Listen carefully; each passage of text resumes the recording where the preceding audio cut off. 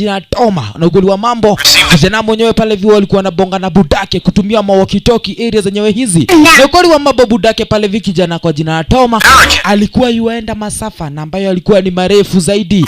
Kuweza pale hivi kuenda ma-adventure na ambazo zilikuwa za za kusakanya mali. Baadaye alikuja namna gani kuweza kusimamisha hii historia yote na akamwambia kijana aende akatune. Yetsaya. Ilikuwa ni mazoea. Baada ya kila mwaka lazima buda angeweza kumpigia kijana ili at least aweze kumjulia hali. Mwanzo alikuwa yuaenda masafa. Yani nyakati na ambazo hata hakuwa anapata muda wa kuweza kupatana na kijana yake ukilipenda. Na angeweza kukosa kupatana na kijana yake, yani kumpigia kijana yake, alikuwa anahakikisha ameweza kumtumia souvenir ama ukilipenda zaidi zawadi fulani na ambayo ingeweza kumtuliza kijana hadi waweze kupatana na buda area zenyewe hizi. Asante sana.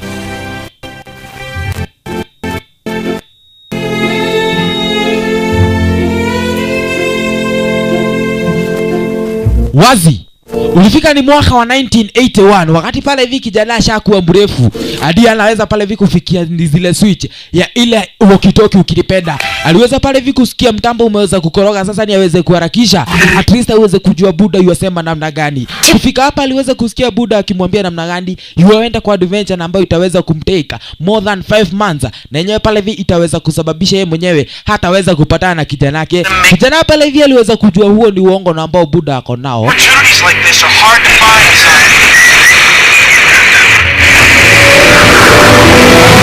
Wazi kabisa. Baada ya miaka 30 kijana mwenyewe hata yeye amekuwa mkubwa. Na sasa hata yeye mwenyewe akona familia ingawaje asha divorce na bibie. Kwa muda wa miezi 6 wa sasa. Lakini yeye mwenyewe pia baada kwa sababu ya leo hii kulikuwa ni birthday ya kijana yake kwa jina la Bobby. Sasa yeye mwenyewe aliweza kumpigia kijana na akaweza kumdanganya kwamba hata yeye mwenyewe utakuja masaa za jioni. Na anajua vizuri zaidi hata aweza kuenda. Alikuwa ni na kairetu fulani hapa alikuwa yujuka kwa jina Penguins. Kairetu mwenyewe pale vile alikuwa ni assistant wake. Mwanzo mwenzetu alikuwa ni mwana entrepreneur. Kazi yake ilikuwa ni kutafuta opportunity. Alikuwa ni mwana opportunist ukilipenda. You can go in. Mr. Popper, sorry to waste your time, but I changed my mind.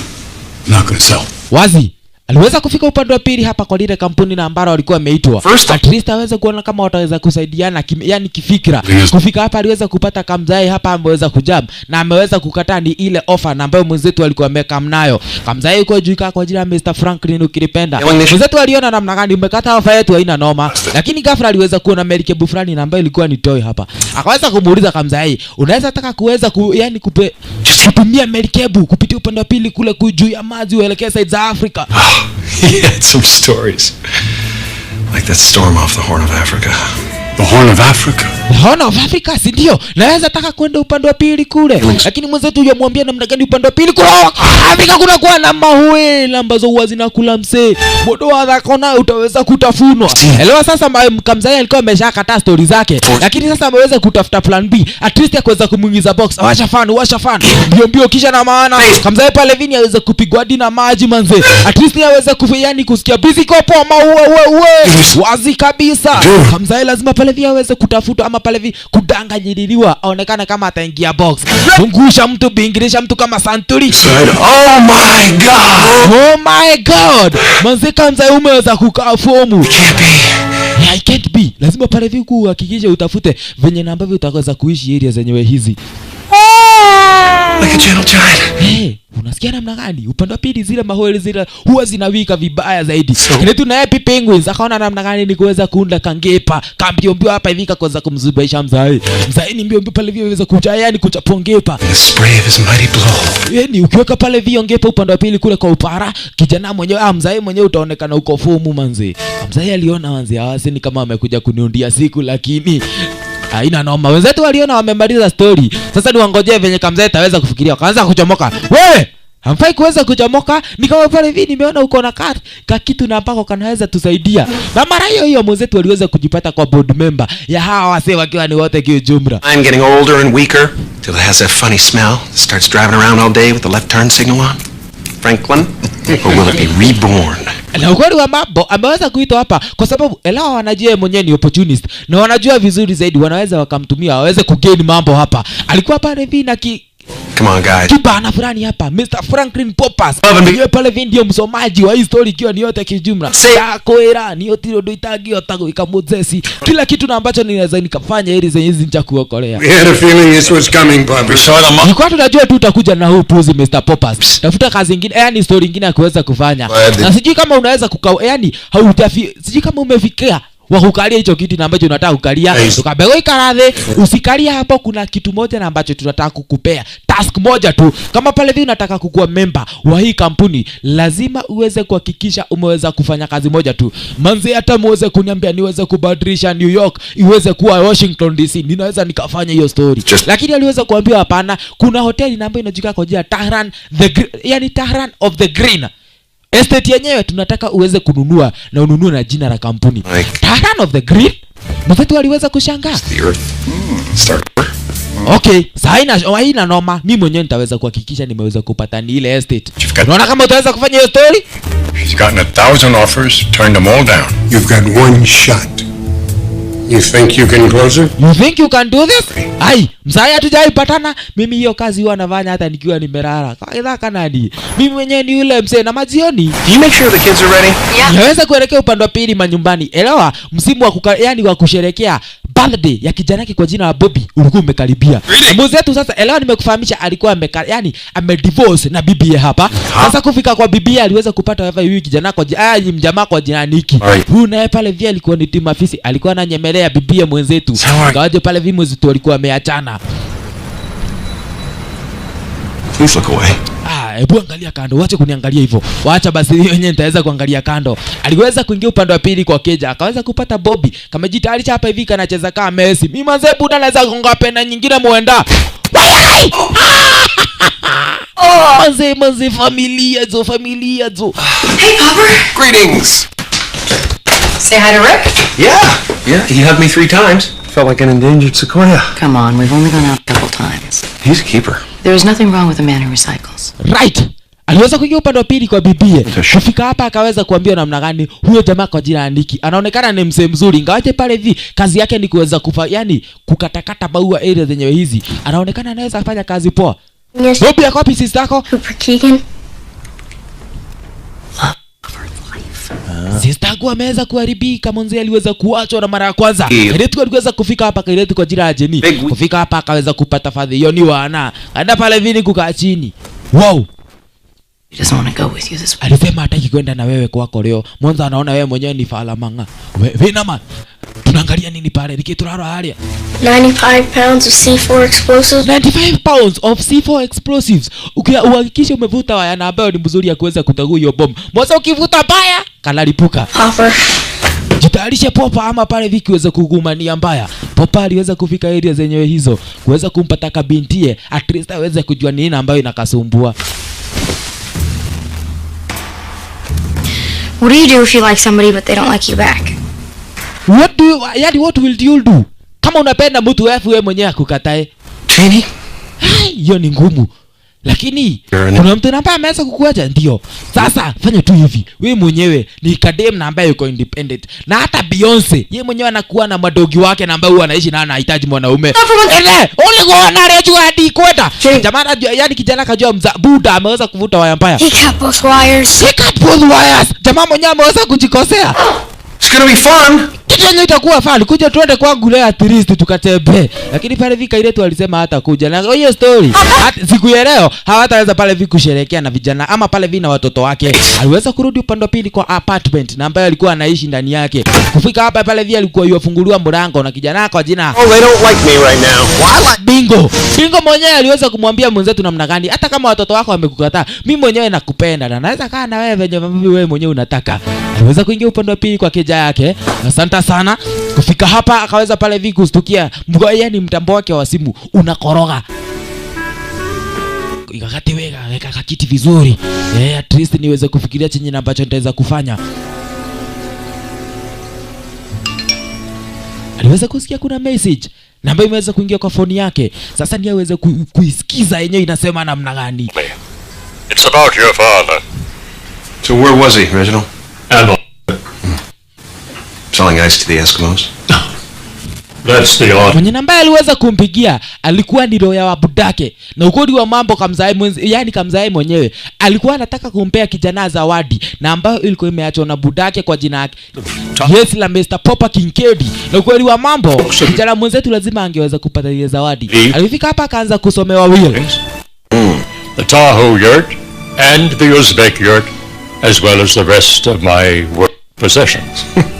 To my little Tommy, I've sent you a souvenir. I've sent you a souvenir. Na yenyewe pale itaweza kukusaidia zaidi. Itaweza kuwa inakubamba kila saa na wakati. Lazima uhakikishe umekana ile souvenir kabisa.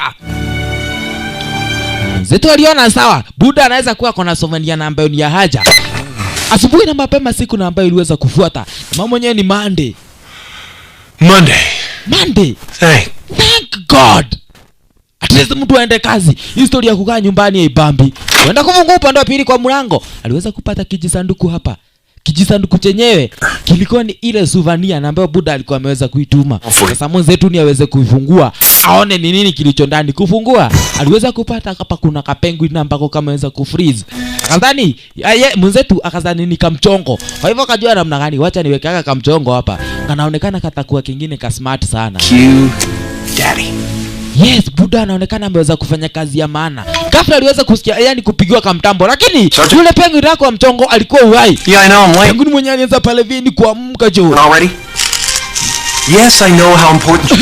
testing. Manze. Oh. Kujifungua upande wa pili mbio hivyo. I don't know. Tell her I was poisoned by a porcupine. Mzetu alina yake zidi kuongea na mtambo aliweza kushtuka. 4. Penguin nimeacha hapa imeenda wapi? Asi? Ghafla aliweza kusikia kakiwika upande wa pili kule nyuma. Asi, goja. Nataka kuniambia hapa kuna kitu na ambayo iko uhai, goja. Na leo pale hivi kwa hii apartment ya wenzetu hawakuwa wanaruhusiwa kukua na pet. Be back. I'll call you back. Wacha nipapane na ile shida na ambayo imejileta hapa. Penguin yenyewe iko uhai. Wacha niweze kuikaribia nijue ni nini ambacho iko ndani yake. He sent me live penguin. Amenitumia live penguin. Buda ni kama alikuwa ananipenda si mchezo. Penguin naye pale hivi wa mwana mwenzetu yazidi kupotea manze Buda unataka namna gani jo? Naweza hata nikachomoka hapa niweze kukuondokea. Lakini mwenzetu aliona hapa na wacha at least niweze kushika kaka penguin. Nijue kanaweza kakanisaidia namna gani. Ukaina upande wa pili kule juu. Aona pale hivi ka penguin kenyewe kaka uhai. Ni makemu yako huo. Live penguin. Wai! Kaliweza kuharibu viatu. Ulikuwa tumembamba. Yani tulikuwa tumependana na wewe. Lakini sasa itabidi nikupeleke upande wa pili. Nataka ufreeze. Ufreeze vetu ulikuwa nikurudisha kwa box uende manyumbani. Nitwanyitana. Na tafadhali nimekuacha hapo ufreeze. Sijakuacha hapo guze vitu.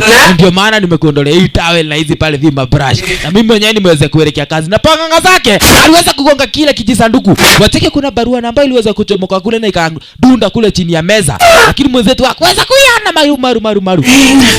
Ameelekea kazini sasa. Elewa leo hii ndio alikuwa anafaa aweze kupatana na yule mama kwa jina Mrs. Harris kwa ile Tavern on the Green. Aweze kujua kama yani yule madam ataweza kumuuzia hili hapa ama pale hili estate tukilipenda. Kufika hapa aliweza kupata penguin. Penguin naye pale hivi wasema umeweza kuchelewa hapana. Mtumio sio taina magego enako. Huyo mama mwenye ananga ameno ako side gani? Kai, thudha wako. Nyuma yako zo. Behind me. Ako nyuma yangu. Wow. Pleasure to meet you. Daigu wale ugaga itali ho. Nimesikia venye wewe unasema kama si uko. Asante sana. Salimu. Nisalimie. Wallan. You 10 minutes, you're extreme. Mr. Popper umeweza kuchelewa. Ninakupea dakika 10 uweze kuwa umejielezea chenye na ambacho kimeweza kukuleta hapa. Na leo pale vicheki kwa lile hoteli ameweza kuandalia yani ameweza kuita machefu wote. Huyo etagwo Furugo, huyo etagwo Bade, huyo etagwo Wanyutu. Na huyo etagwo Mike. Wagithaka. Style. Do you like kidney pie? Unapenda kidney pie? Kitu kama hiyo madam. Mimi naweza kula kidney pie. Okay, kuja tukakae chini manzi. Kai, ndio maruga. Hata wanafaa ende retire hizo. Ameshazeeka kwa ikazi. Kuja pale vitu ndio tukakae chini. President Mama Madhe yuaenda ni kule kando kana. Mwenzetu alisema hapana. More in the center of the... Naweza taka pale vitu weze kukaa katikati ya ile jumba. Uikaraka ukado ndigega. Na penguin upande pili manyumbani aliweza kucheza. Akicheza ndio design kama ile. Aliweza kuuza tapia maji na tapia maji ikaweza kufungua maji yenye hizi penguin manzi. Kuihorerero. Full name, Mr. Popper. What's your full name, Mr. Popper? This restaurant has... mimi mwenyewe najua unaitwa Pepper, yani unaitwa Popper. Hujaniambia jina la kwanza. Mwenzetu akamwambia jina la kwanza yuaitwa Tom. Tom anaitwa Tom Popper. For Fred Astaire. My mother made a BLT for Kareem Abdul-Jabbar once. Mamangu alikuwa anataka kazi zingine kama hizi ziweza kufanywa, lakini yeye mwenyewe hakuwa anadoza kuweza kufanya kazi zingine kama hizo. Lakini mimi mwenyewe niweza kupata pesa na ambazo zitaweza kunisaidia niweze kuhakikisha ile dream na ambayo ilikuwa ni ya mother imeweza kufika. Nothing more important than family to me. Nothing. Are you married? Not. Are you married? No. Uko na watoto? Ndio. Niko na watoto wawili, kijana na kadem. Yeah, na wote wanakuwa machizi. Alternate weekends to... Tell me about your father. Niambie kuhusu budako. Budako kulienda namna gani? Budako? Mimi na budangu tunakuwa related. Wacheki akiuliza story na budake yuangalia meza na ambaye ndio kule kando kando. Mimi na budangu tulikuwa related. Lakini wacha tu nikwambie ukweli. Hatutakuja hapa kuongea stories za budangu. Tumekuja hapa kuongea kuhusu hili estate. Na nataka uniweze kunifahamisha kila kitu na ambacho wewe madhe unajua. Picture yourself. Picture yourself. Ukiwa upande wa pili kwa merikebu fulani, kule upande wa pili kwa bahari. Ukiwa aere manzo umevuta Wajakoya zo. Marmalade Sky. Manzo unacheki Wajakoya una hapana, mimi huwa situmii madawa za kulevya. Huwa situmii pale Viki Wajakoya. Mimi mwenyewe ni msena ambaye wajielewa zo. Number of sharp-tongued snake oil salesmen like yourself. But I'm not selling to anyone. Hii estate siuzie yote. Lazima mwenye nitaweza kuamua kuuzia, lazima nihakikishe nimemjua nje na ndani. At least jamaa mwenyewe hataweza kunikoroga. Well, I'm afraid your time is up. Na wakati wako umeisha. Dakika zako 10 zimeisha tu hivyo. Na kuna chenye umeniambia cha haja. Na madamu mwenyewe Mrs. Harris akaweza kujitoa. The Penguins ndiye alikuja hapa akaweza kumuuliza mwenzetu kumeendaje. Cheki upande wa pili kwa nyumba. Yule penguin bajani akaweza kufungulia maji. Ile bathtub already ishajaa maji. Penguin mwenyewe sasa yuogelea. Ela yupenda maisha mengine kama haya ya kujina pale vya kiweza kuogelea. Sasa mwenzetu ndiye ataweza kujua juu upande wa pili manyumbani. Aliweza kufika kule, kufika hapa akaweza kumpigia yule mzai na ambaye alikuwa ni lawyer wa budake. Kuweza kumuuliza namna gani mbona uweze kunitumia kipinguin. Kipinguin chenyewe kinaweza kunisumbua sumbua. Yes. And Popper Bebe, my father, who is apparently your captain, had you send me a penguin. You like penguin? How could you say, yani send me a penguin? Aliweza kusikia penguin wake akiweza kuweka upande wa pili kule juju. Ikabidi sasa ni aweze kuelekea kule. Na akasema kesho aweze kuletewa boxi na ambazo ataweza kumtia huyu penguin apelekwe kwa zoo. Mwanzo yeye mwenyewe hataki kukaa naye. Kufika hapa network ni kama inapotea. Ikabidi ni aweze kurudi kule kando. At least aweze kuongea na ile simu poa. Wacheki. Kwa ile jumba na ambalo alikuwa anafungua, penguin already ashaogelea. Kumaanisha namna gani maji yashajaa kule. Mwenzetu naye anasema namna gani kesho muhakikishe mmeniletea sanduku na kuweza kuweka yule penguin na dire doli mo. Na kama mtaweza kuniletea mjue mimi, yani mjue huyu penguin ataweza kudedi. Hello? Tunasikizana ama tusikizani? Kaliweza kukatiwa simu. Manze wase wanibambi. Sasa niweza kufungua bwana pichuka. Aliweza kupepona maji jo. Alikuwa ametoa upande wa pili kwa keja. Wow. Cheki mali aliweza kujishikilia. Kunywa maji. Kisha na maana penguin akaweza kumuka. Ya buda. Acha nione kama utaweza kudunda upande wa pili kule chini. Ndio nawe. No, usifanye hivyo. Manze usifanye hivyo. Anaweza kudunda chini manze. Wow. Penguin amekuja kumtesa mwenzetu hapa. Sasa mwenzetu aliona hapana, hazitaweza kukaa na huyo penguin hapa. Kupigia wase wa mazuu, wanasema hawataki story zake. Cheki aliweza kuchukua kasi mukake akaweza kukabrenda biombiu. Karibu wase wanamsumbua. Wase walianza kudunda moja baada ya mwingine. Huyu na yeye kazi yake ni kuweza kuchukua mandege wa kawaida. Aliweza kuona penguin. Penguin? I didn't know it was a penguin. Siku anajua ni penguin. Wacha niangalie kwa list yangu kama ninaweza nikachukua penguin. Kuangalia kwa list yake hakuna penguin. Hapana, usichukue kama penguin, iandike kama douche. Ukipeleka kule itakuwa sasa itajisort. Hapana, mimi sichukuangi mapenguins. Mimi mwenyewe nachukua madouche. Yeah, I only pick up the dead ones. I only pick up the dead ones. Na mimi nimeenda. Kai, uko ndaona thina Jesse.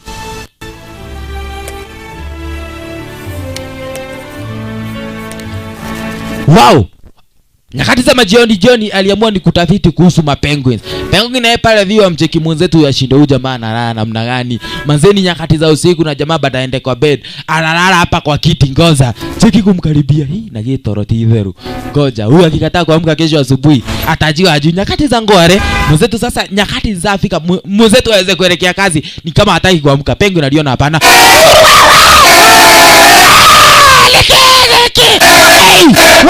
Wewe ni uma toka kwangu hey tutiko hiana nawe nataka uende ukiendanga barabara ni kubwa uende ukajie ukatembea upande wa pili kule Exit the building. pita hivi uende upige kona uteremke upande wa pili uingie kwa stairs yani uingie kwa lift na uweze kutomoka. Aliona hapana hapa kuna maji na Penguin hataki kutomoka. Goja acha nikuonyeshe vile nitakufanya. Aliweza kuchomoa ni yale maua na ambayo yako upande wa pili kisha yale maji ni aweze kuyamwaga hapa kuna msee ambaye ataweza kupata lift ya sari. Goja uka hapa kuna lift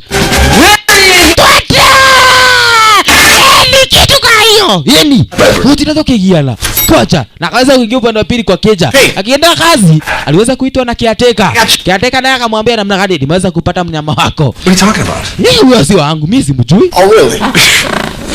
Why would I have a penguin? How can I have a penguin? Hapana mimi najua ni penguin wako. Akaweza kuwekewa CCTV. Kuna msee ambaye aliweza kuchua penguin na akaweza kumpesha lift ya sare. Well, that could be anybody. That could be anybody. Oh. Okay, yeah, inaweza kuwa anybody. Acha tuone. Hiyo. Nani huyo? Just give me. Mani ni kimani ukinyita modo.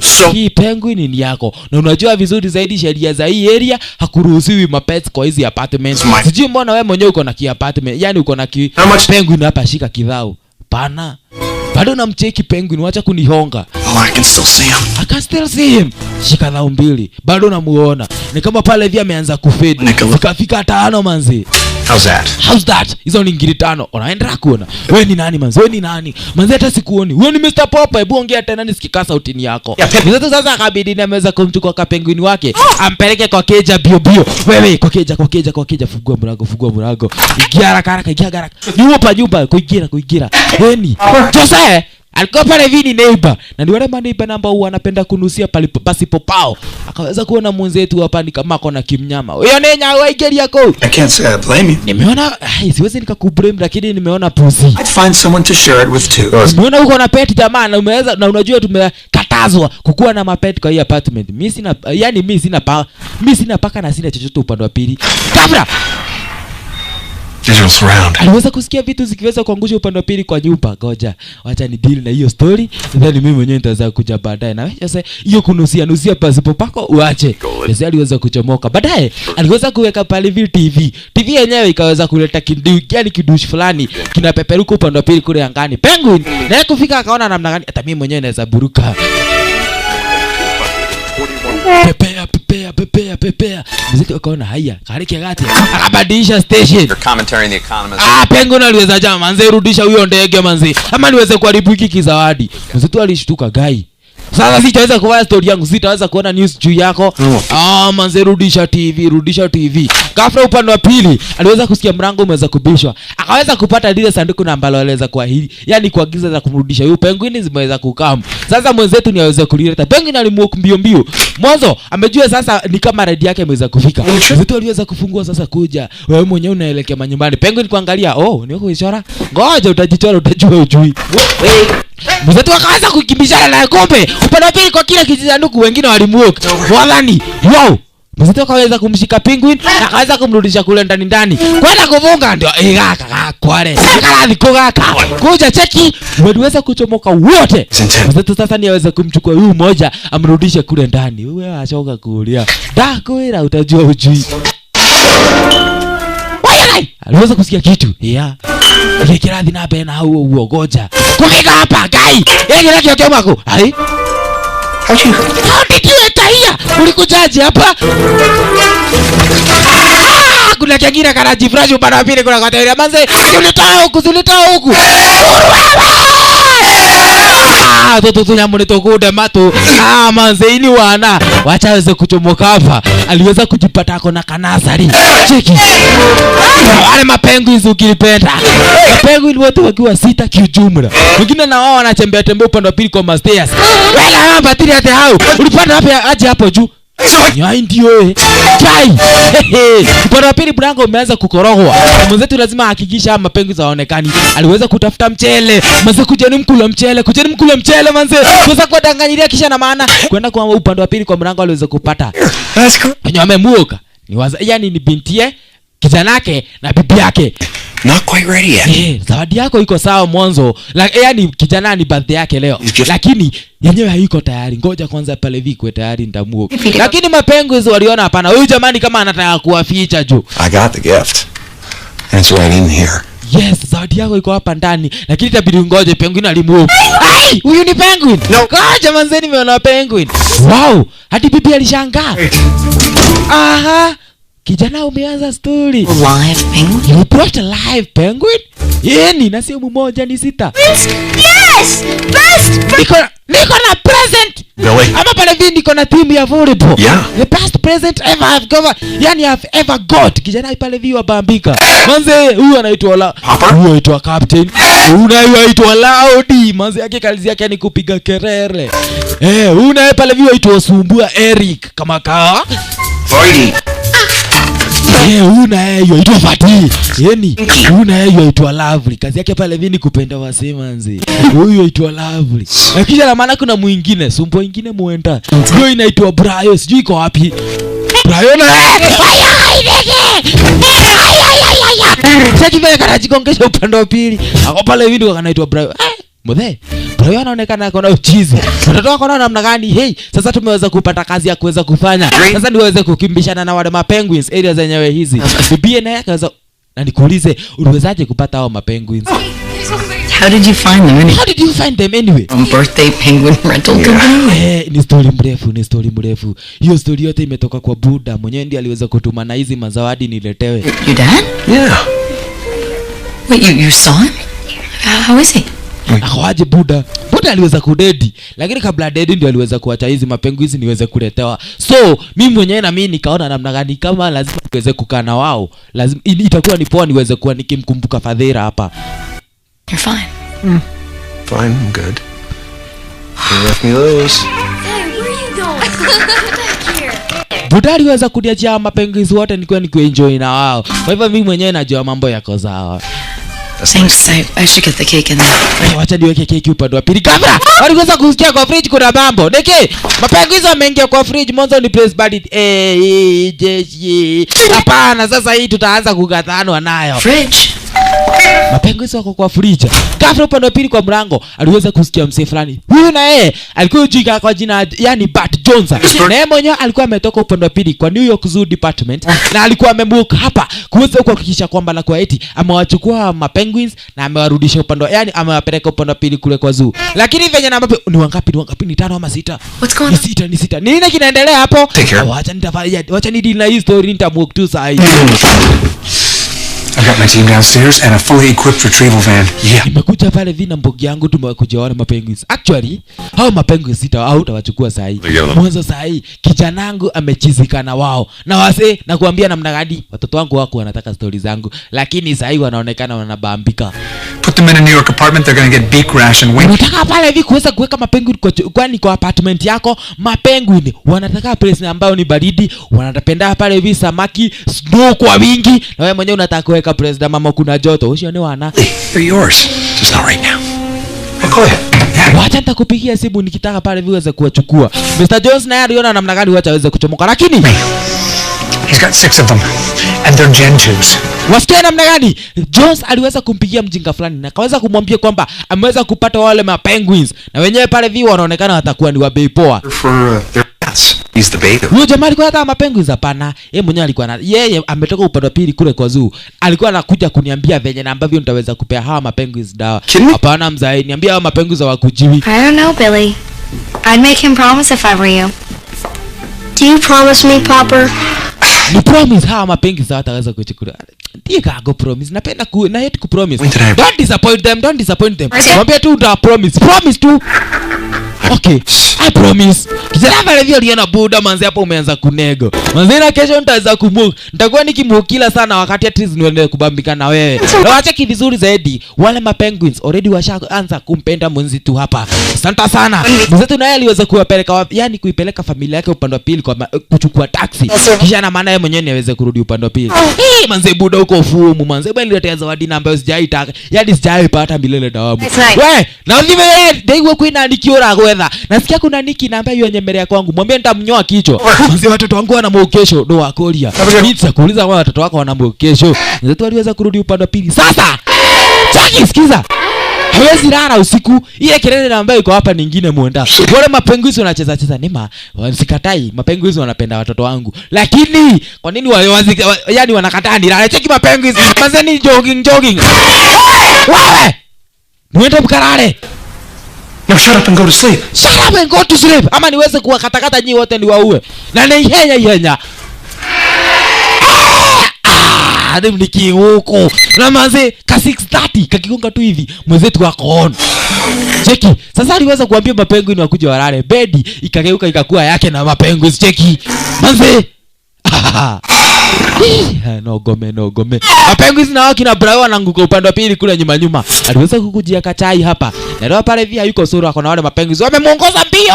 Seriously. You used to live in alone. Waliweza pale hivi kufika place ya mama mwenzetu wewe picha mziki. Aliweza kumwagisha yani aliweza kumwagiliwa kahawa. Wewe ndio ana leo. Kisha na maana captain aliweza pale viku kuja kubonyeza remote. Mwanzo alikuwa ameona mwenzetu akibonyeza remote yenyewe inaleta cartoon. Sasa aliweza kumbonyeza remote ikaweza kuleta movie ya DJ Deeds. Mwenzetu akashangaa haya. Mwenzetu pale yani wajinga wenyewe wameanza kwenda kujiangalilia movie upande wa pili. Kumbe ni movie yake Charlie Chaplin. Ilikuwa imewashikisha upande wa pili namna gani? Mwenzetu akaona hai hiyo ni plan poa. Kama mapenguzi wanaweza wakatulia hapo kwa tenje ama pale vi kwa TV wakijiangalilia movie the whole day. Mimi mwenyewe nimeonekana nimejua penye nitakuwa nikifanyana na wao. Na akaweza kuelekea upande wa pili kazini akiwa amewaacha wale mapenguzi wakiwatch TV. Hey, Mr. Popper, ninasikia kwamba uliweza kwenda na ukaweza kuhegeshana na yule madam kwa jina Mrs. Alice wakati ulienda kumtembelea. Kuhusu ile yani kuhusu kununua ile hapa ama ile estate yake ukilipenda. Lakini pale vikari yetu aliusema namna gani? Tumeweza kupata chance nyingine ya kuweza kupatana na yule mama. Mwanzo kuna party ambayo inakuja hivi karibuni. Na sisi wenyewe tunahitajika areas zenyewe hizo. In character. Somebody like Jimmy Stewart. Tulieni manze, tulieni. Niliwaambia kazi yangu nafanyaga mdogo. Na lazima nitahakikisha hiyo estate tumeweza kuibai na jina ya kampuni. Nimwonyita kuomoti kanyageni kama wewe manze mchele uishe maji. And until we get him, you can keep your name off my marble slab. Yes, niweze kufanya kazi ama tuweze kutafuta mzee mwingine. Boti yethe, todo mogo ikaki. Shinda ukiongea tu hapo matope. Ikiadwa marauga. Waza pale vitu tunaweza kudili na wao. Kairetu naye, elewa mwenzetu alikuwa amemfahamisha kuna mapenguins ambao wako kwake manyumbani. Sasa Kairetu aliweza kuwa ameandika barua fulani na ambayo ataweza kuituma upande wa pili kwa zoo ili waweze kukujia wale mapenguins. Akisema kwamba wale mapenguins wanamsumbua mwenzetu Mr. Popper. Mwenzetu aliweza kuitisha ile karatasi. Uncanny tracking ability. Hapana, mapopa yani mapenguins wenyewe wanisumbui sahi. Walikuwa wananisumbua lakini sahi inaonekana wanapendana na watoto wangu. Wewe ulimo wako gate ni rato mabarua eno, hiyo ni upuzi. Cold enough for you? Glad you're comfortable. Out! Hey! Alikataa pale hivi kuweza kutuma ni ile barua. Upande wa pili jioni aliweza kukuja na mazamaki hizo. Ni kuweza kuwatuliza watu ama pale hivi kuwatuliza wale mapenguins. Watoto waliweza dunda inadi. Kufika hapa waweza pale hivi kupata. It's not bad if you keep moving. Buda pale hivi wacheza na wale mapenguins. Ule msimu wa winter ushafika already.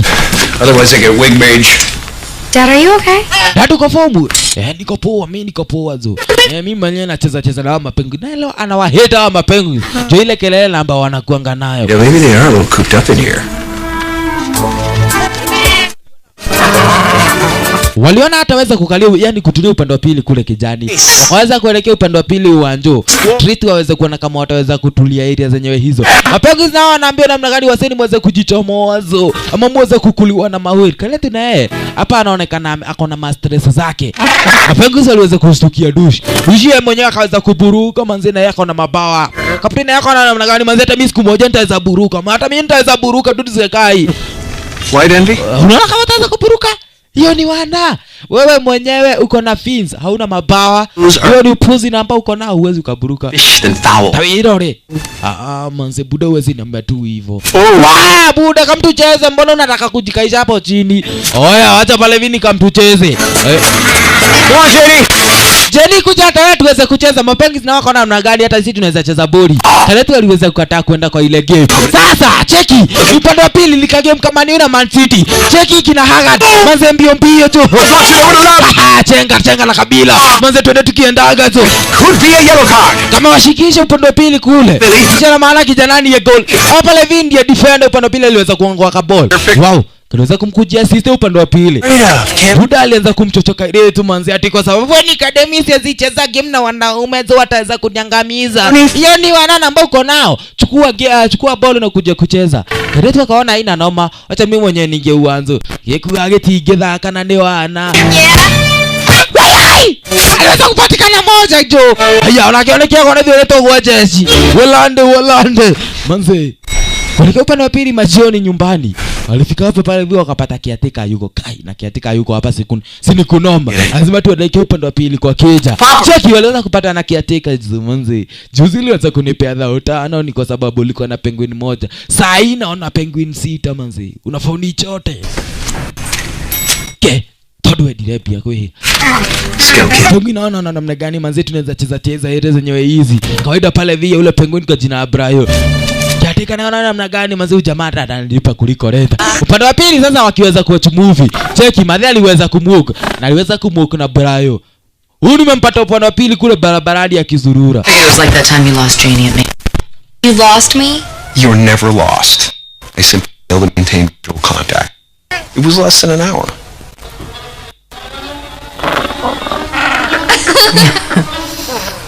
You're liking it.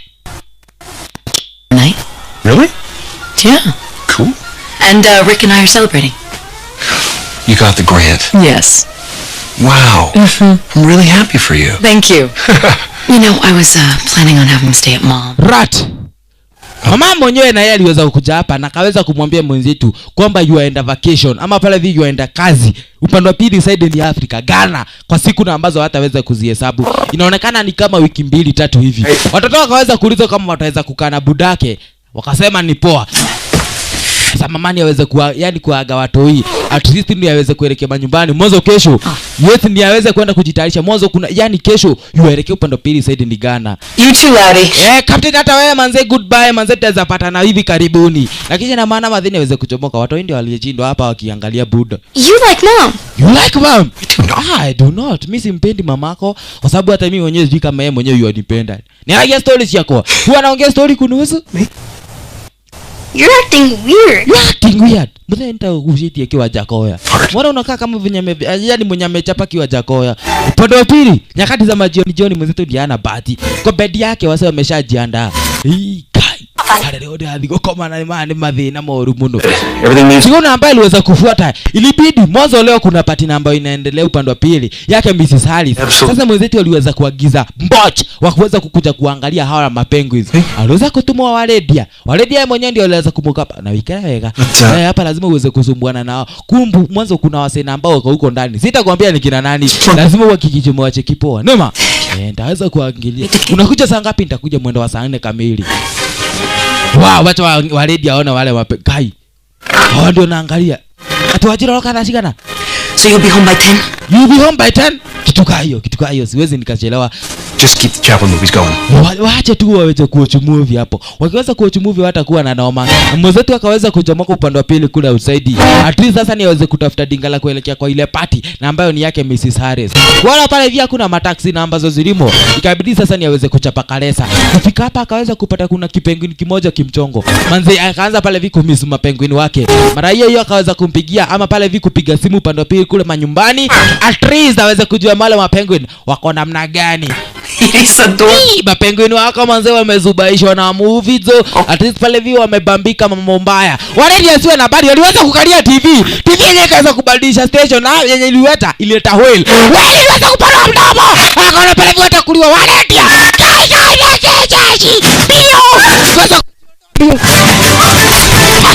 Aliweza aliweza kujiondoa mbio mbio, akaweza kuacha mlango ukiwa umefunguliwa. Captain mbio mbio, umai. Brayo na yala tupambao. Anatiga orea. Shrieking, cackling. Wow, Jose aliweza kumwoku upande wa pili kwa kiateka. Akuja kumwambia kiateka namna gani manze Mr. Popako na kelele ambayo inaendelea kwake. Nasikia ni kama kuna wasena ambao ni wengi zaidi. Kiateka aliweza kustukia mapengo ndio ni maadhi. Hao mapengo wameweza chomoka tu design ka hiyo. I feel like I can hear them now. Sorry, Ken. Sorry. Mr. Popper, yeye mwenyewe ni tenant mzuri na huwa ananilipa pesa ambazo zinanitosha. Captain, yeye mwenyewe pale vini anaongoza mbogi. Yaweze kufuata mwenzetu place na mama ameenda kufika hapa. Adio toneni hivi buda. Toneni hivi jeshi. Bio. Mwenzetu alikuwa anakuja kwa ile party yake Mrs. Harris. Mwenyewe alikuwa ameita hii party ili aweze kujua kama ataweza kupata mzee na ambaye ataweza kununua ni ile estate. Mwenzetu alikuwa ameweza kuitisha kaile tu penguin mzinga fulani hapa na ambao ulikuwa ni wa 1912. Sasa mzinga yani mwenzetu ni aweze kwenda kumzubaisha madhi na ile yani na ule mvinyo. Pengu zinaoni kupita mbio lakini pale vibrayo kufika hapa aliweza kuona manzi. Hunika saja wetu. Manze buda boss hiza sana ulizafanywa mchongo. Akaweza kujangusha. Ukira tovia kule toradhie fonda. Yuko na ujinga hivyo. Watu wameandamana. Wameelekea upande wa pili kumfuata mwenzetu. Mwenzetu inaonekana ameweza kujificha. Aliweza kumpata Mrs. Harris hapa. What a pleasant surprise. What a surprise. Mbona uko nini unafanya hapa Mrs. Harris? Unaenda yako ulikiweka todo. Goja. Sisi tuko na yetu yenyewe ni ya 1912. Mwenzetu sasa niweza kufungua kifuniko. Kufungua kifuniko wewe. Hey, singe kwa mdomo ya wanyoto. Nikiwa githaka. Pengine pale via kwa standby. 1912 hata sikuwa nimezaliwa niweke yako. Kaje kilele. Lakini kabla niweza kumwekea madhe aliweza kuitwa. Ni wana. Mwenzetu akaona hapana hata mimi mwenyewe naweza nikaka kunywa. President Obama walikuwa wamesimama na Amegui naye ametulia pale chini. Huyu jamaa ni mbana Mwenzetu naye akaanza kunywa akaona pale vile Amegui muangalia. Amegui na keke unaye na kunywa hapa na mwagia kwa mdomo. Usione wana wena go. Kai. Mama mwenyewe nimeweza chomoka. Amegui ndiye aliwacha hapa hivi akiwa ameshangaa. Mapengo inao captain akiwa ameongoza mbogi. Unaona namna gani hapa ni twende tukiendaga wase. Lazima pale vitu waweze kuhakikisha tumempata huyo msee. Atuambie kwa nini aliweza kupotea. Mwenzetu na yeye lazima aweze kuhakikisha amemfuata Mrs. Harris. At least aweze kumconvince aweze kumuzia ni lile estate na ambao aliko yani akona haja nalo kwa sababu hilo tu ndilo linaweza likamruhusu kufanya kazi kwa kampuni yake yani Mr. Franklin ukilipenda. Lakini madhi yosema hapana, wewe jamani niliona wewe mwenyewe hauko potential kuweza kufanya kazi kwa ile yani kwa hii estate. Kwa hivyo niliweza kutafuta mwingine. Mwenzetu aliweza kuona wale mapenguzi wake. Wapenguzi nao waliweza kumcheki mzai. Wewe uko hapo, wacha tu tukimwokingi cheki. Vijana ambavyo pale vizi napanda upande wa pili kule juu. Mwenzetu aliona hapana manzi. Madhini unaigua. Kuna tu. Upande wa pili kule chini venye ndani venye inabamba. Tuteremke upande wa pili tukadanzi. Ine matoi tukaine kuna. At least pale vika taweza kutubamba. Upande wa pili kwa elevator bio. Mwanzo pale vi mwenzetu yani yeye amharakisha madhi. Ndio maana hawa mapengo zasikuwa amemfikia. Mapengo nao amemwalk bio. Manze mbona unatufungilia upande wa pili kule nje. Lakini sisi wenyewe tunajielewa. Wakizuni kuzurura aliweza kupata na furuko naye alikuwa beba maji ikamwagika upande wa pili. Captain akagumuka namna gani? Tunaweza tukapiga simu tondeni wase. Tuende tukiendaga jo. Hapo pale vile kuchafua road. Cheki, President mama wanapita kuna wase ambao ni wengi zaidi. Sasa pale vile wase wanashanga. Ndio hichi jaji. Upande wa pili nao wase. Yaani mwenzetu yafuatana na wale mapenguins. Wase wengine wanafuruaro. Ole. Kamzae pale vina yake yotembea. Wewe adiko tukadhiatu. Rudi upande wa pili juu. Mtoto nani kuweza kumzupaisha Mrs. Harris. At least asiweze kuona wale mapenguins. Leke. Kapeni naye amemkumbia kamzae kai. Ndio ishi. Wewe. Wadisa kupata mogeki. Ruka wewe. Upande pili kule underground. Kile tupipingwe ndiye aliweza kushangaa. Cheki. Waliweza kuharibu kila kitu. Mrs. Harris aliweza kustuka. Wewe leta uruaro. Manze leta kiatu buda boss. Leta yani kiatu madhera. Yes. Nani umezera kuleta mapengo nimetumia ole. Nilisema aje hapa hakufai kuleta mapengo. Captain aliweza kumcheki mwenzetu. Yule ndio ule. Mwenzetu naye akaona namna gani hapa nikuweza kujitoa. Mapengo nayo wakaweza kumfuata unyo. Mr. Popper ndiye alikuwa ameleta wale mapengo na no gugaga. Sasa akielekea manyumbani amebonda. Like you, I don't need you, I don't want you in my life. I don't like you, I don't want you, and I don't need you in my life. Ni nini mlikuja kwa maisha yangu? Cheki wote wameinama. Kimeumana manze. Lakini Mr. Jones bado yamfuatilia mwenzetu hapa kwa sababu yataka wale mapenguins. Anajua vizuri wale mapenguins wana cost pesa ambazo ni mingi zaidi. Na akijua yani anajua akiweza kuwapata, yeye mwenyewe atakuwa ni mzee na ambaye atakuwa na pesa moba. Nakwambia wale mapenguins waliweza kuharibu mambo zo. Sasa ni aimwa pale vini kuweza kuchora mishoni. Anahitaji ama pale vi yuaunda blueprint ya lile estate baada ya kuweza baada ya kuweza kulinunua ataunda nini? Fine. Kairetu tunaye upande wa pili hapa kanaonekana kamejam. Said I'm fine. Hey, I know I blew it before, but Ni nini Kairetu na umenijamia? Actually madhe yako hapa. Wacha tuende kwa madhe. Mwenzetu aliona hapana. Kairetu anaonekana kuna chenye ambacho kinamsumbua. Sasa ni aweze kumfuata hadi upande wa pili kule kwa elevator. Ajue Kairetu nini ambacho kinamsumbua. To go out with Brandon Yee. Manze, imagine pale video ndio ameweza kumwambia Brandy waweze kuelekea naye upande wa pili kwa Denzi na ambaye alikuwa ameweza kunialika. Hiyo ni kunibebaje buda boss? So great, right? Cooper's gonna ask me to snowball dance. Imagine, kumekuwa lawyer boy tangu tukiwa class 3. Na yeye mwenyewe wakati tumefika class 8 ndio anaona niruke. Imagine hiyo sio story pomo. Sasa nikusikiza tu. oh, who's Brittany again? What is Brandy? Asikie muthe. Brandy ni best friend yake Ruth, yani yake Jenny hapa. Wewe mwenyewe unaanza kuuliza maswali za kijinga. Okay Jenny, tulia. Kuna kitu moja na ambacho unafaa ujue. Nilikuambia vizuri, hata Beyonce yeye mwenyewe anakaaga na bodogi wake. Hahitaji mwanaume. Wewe mbona uhitaji mwanaume? Wachana na Jose ama pale vi wachana na Jonte. Jonte mwenyewe ataweza kuona pale vi. Yaani umeweza kuachana na yeye. Na utaweza kupatana na boy namba ni wa haja. Hata mimi mwenyewe nakumbuka nikikatia madhako niliweza kuwa nasumbuliwa na mademu wengi. Lakini mimi mwenyewe niliweza kuchagua madhako tu. Ni mudheni wa hali ya wega huko. Haya, wewe na hizo ni advice gani ambazo unampea mtoto wako swali? No, you know what? Maybe she doesn't want advice. Maybe she just wants you to be her dad and listen. What if my advice is amazing? Hiyo advice yangu inaonekana ataweza kuihinda nayo vizuri. Itaweza kumpeleka vizuri zaidi. Kiss. Aliweza kufika upande wa pili kezani. Sasa pale vini aweze kuja kuyatema upande wa pili toilet. Lakini pale 30 seconds of Ipela, even 5 minutes. Siwezi hata nikapata sekunde 5 za kuweza kuwa na ka privacy. Lakini captain pale via hapa yu avimba na mwenzetu.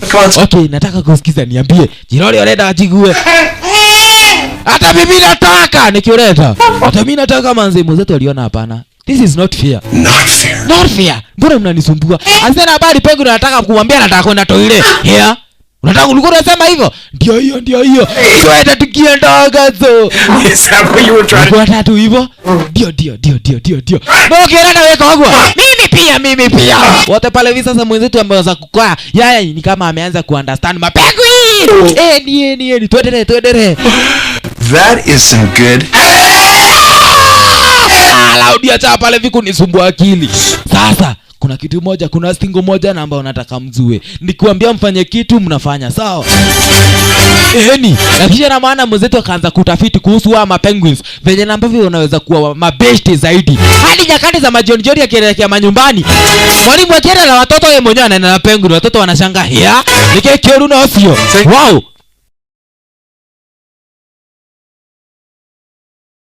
Polarized caps. Right, wacheki namna gani hadi jamaa akiwa majumbani. Nyakati zikifika ni za kuweza kuomba.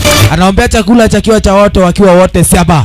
Mwanzo wako na mapenguin 6, na pale vini wa 7 cheki. Wengine pale viwa wanasumbua na nyakati za majioni akielekea kijani kama kawa cheki akiwa na mapenguin zake. Hata mimi mwenyewe naweza kuwa kapenguin wazee. Acha twende tukiendaga. Jioni ya leo watoto waliweza kufika upande wa pili manyumbani. Mzae alikuwa na stingo fulani na ambayo alikuwa anataka kuonyesha hapa. Asante sana. Stingo yenyewe cheki. Lunge. Step ball change. Word. Kawaida, Brayo lazima aweze kujangusha chini hizo. But he didn't show up for rehearsals. Not mentioning names. Sendi kama wako na upuzi jo. Leo ana mwana wadhiko tole. Aliweza kuona Kairetu ni kama kuna jambo ambalo linamsumbua. Ikabidi sasa niweze kumkaribia Kairetu ajue nini na ambacho kinaendelea. Lakini leo hii Kairetu hajakuja na mambo mbaya, amekuja na mambo mzuri. Mwanzo buda anakuambia namna gani. Johnny aliweza kunitia date jana. Akaniambia ile dance namba inakuja hivi karibuni tutaweza kwenda na yeye.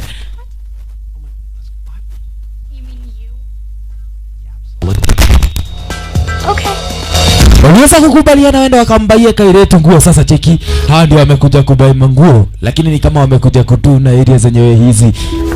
Dad. Kairetu naye upande wa pili kule ndani nani kwa changing room anachange pale vima nguo akisema zinakaa vibaya, lakini buda anamwambia namna gani tokeleze huku nje manzetu waweza kukutseki at least tukuambie ukweli. Fine.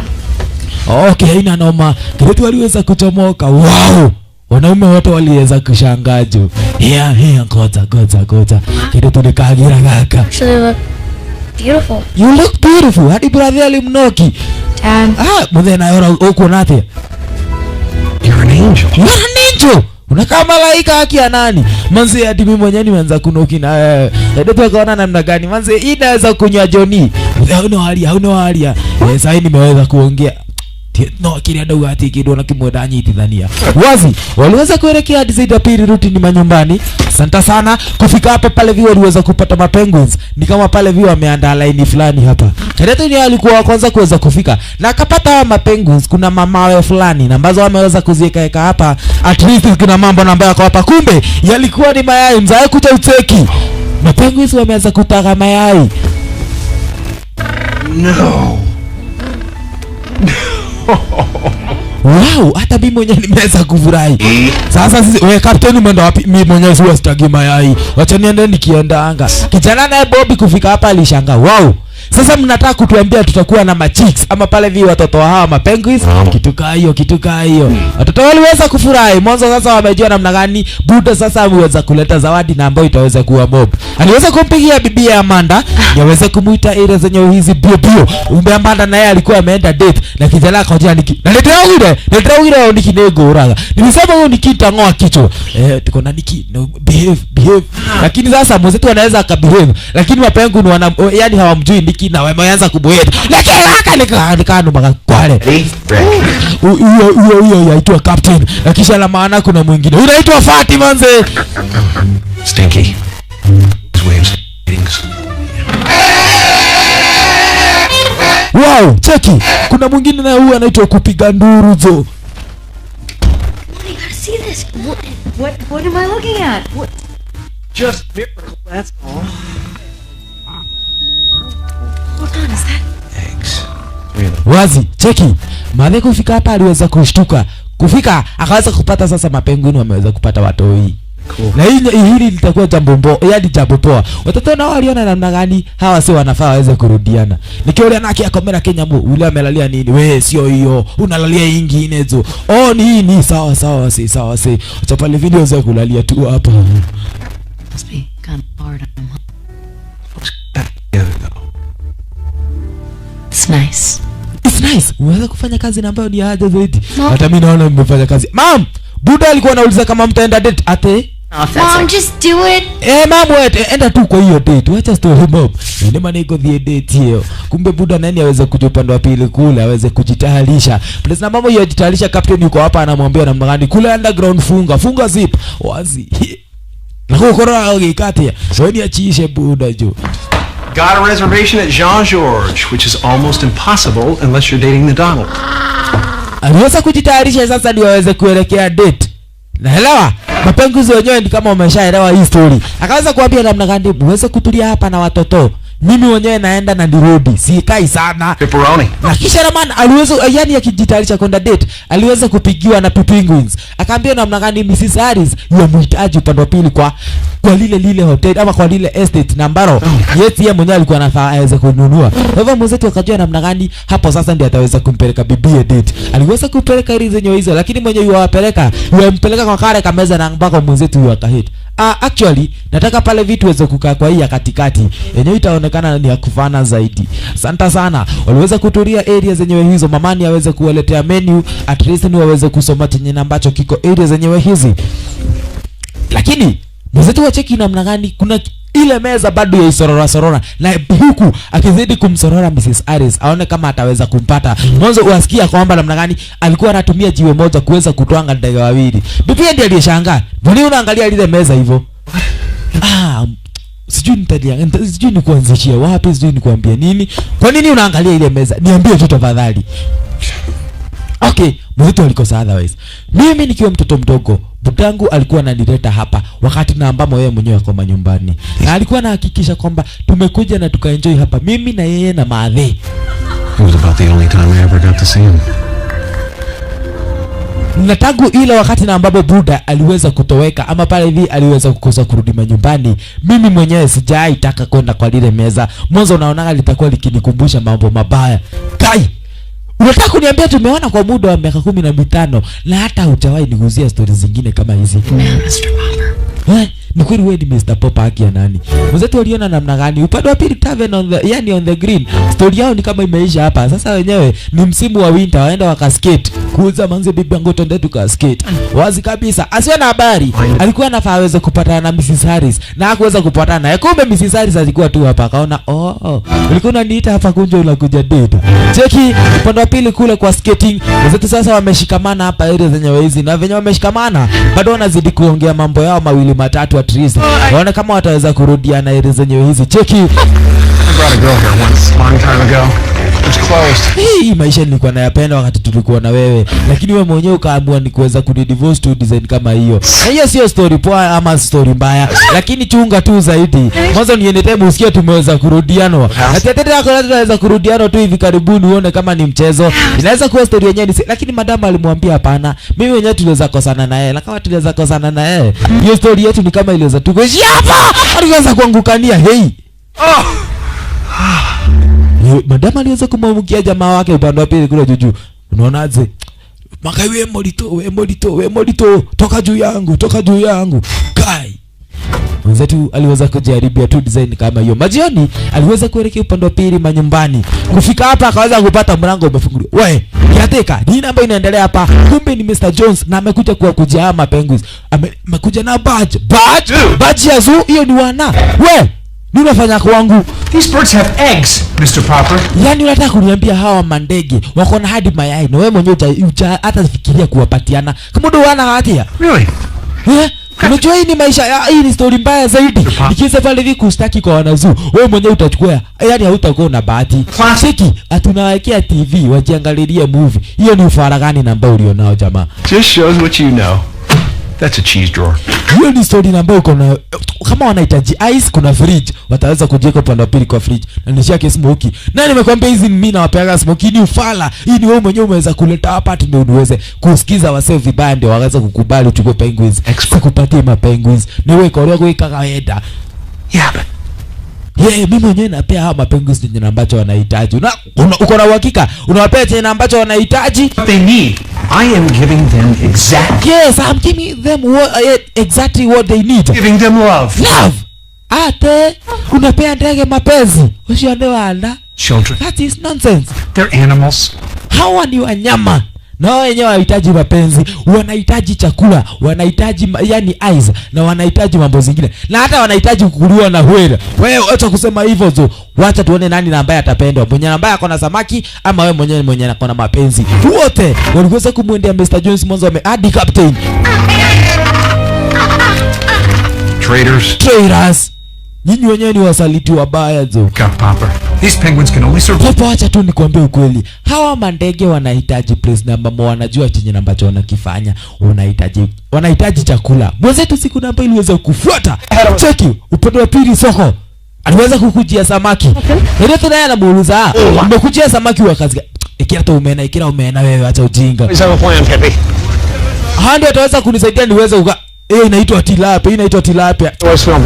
Mimi sitaki tilapia, yenyewe inanuka vibaya. Hiyo yenyewe inahitaji omena, yenyewe itakuliwa kwa siku moja. You need to procure your promotion. You need to procure yani your promotion, lakini mwenzetu wasema hapana, chenye nahitaji sahi ni chakula cha wale mapenguins. Kisha na maana upande wa pili kule makejani niweze kupigana, yani kuweka eyes upande wa pili.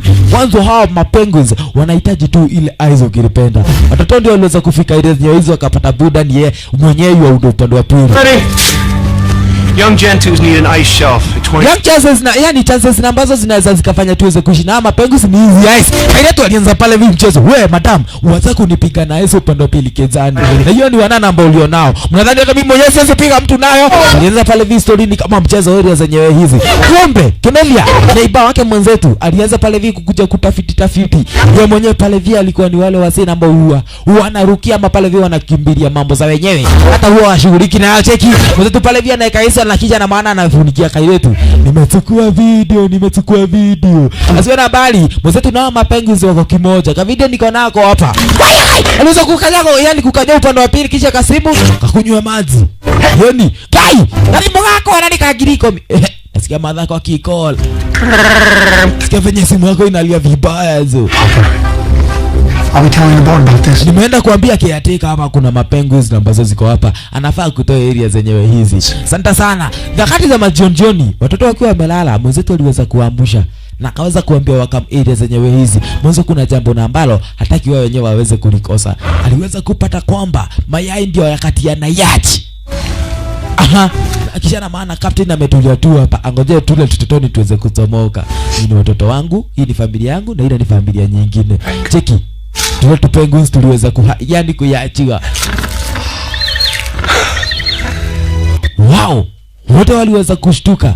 Manze, hawakuwa na taraji story kaa hii na inaweza fanyika kwa haraka vile. Kumaanisha namna gani wamekaa na hawa mapenguins kwa muda mrefu.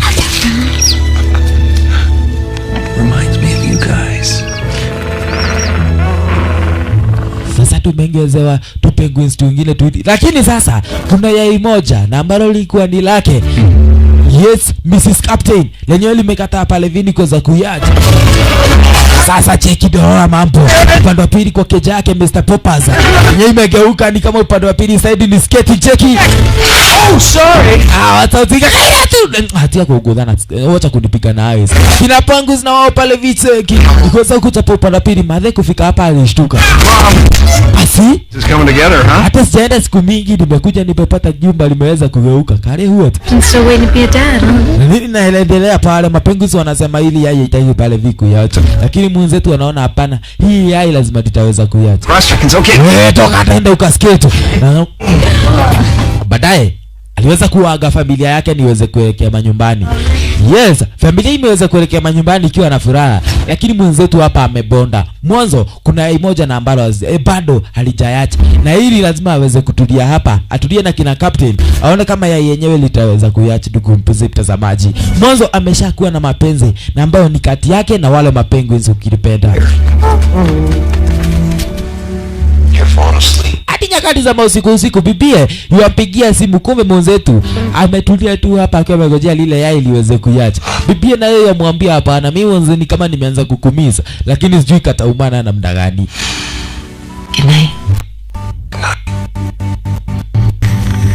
Cheki hadi aliweza kuwa analala pale kwa lile yai atriza niweze pale vikuona yani aweze kuona kama litaweza kuyacha. Asubuhi na mapema aliweza kusikia mlango wake ukibishwa. Kufungua akapata ni kina Franklin.